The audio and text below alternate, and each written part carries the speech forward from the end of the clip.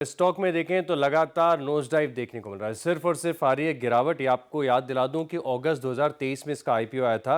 उन स्तरों से अगर आप देखें तो स्टॉक में सिर्फ और सिर्फ गिरावट ही देखने को मिली है।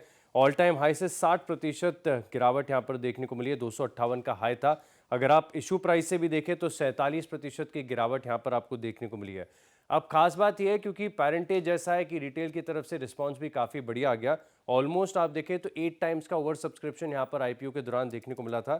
लेकिन अब दिक्कत की बात क्या है, ये स्टॉक चल क्यों नहीं रहा है, इसको समझते हैं। दरअसल अगर आप देखें तो कंपनी ऐसी है जो लगातार एक्विजिशन करती जाती है। अब इसके आरओसी है सिर्फ 4.8% के, जो कि सेटिस्फैक्ट्री नहीं है।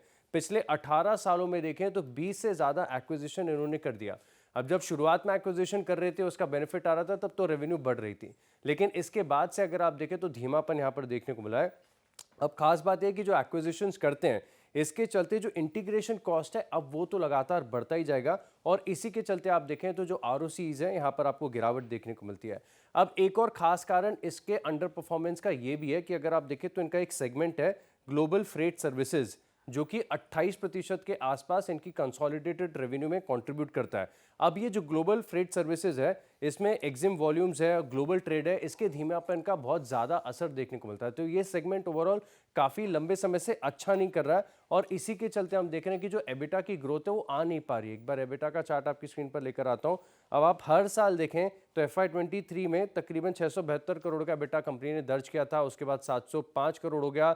और तकरीबन FY25 में देखें तो ऑलमोस्ट 673 करोड़ के आसपास है। यानी एबिटा में बढ़त सैटिस्फैक्ट्री नहीं है, आरओसीज बहुत लो है, हाइप काफ़ी ज़्यादा था। नतीजा ये हुआ कि स्टॉक में सिर्फ और सिर्फ गिरावट नज़र आ रही है।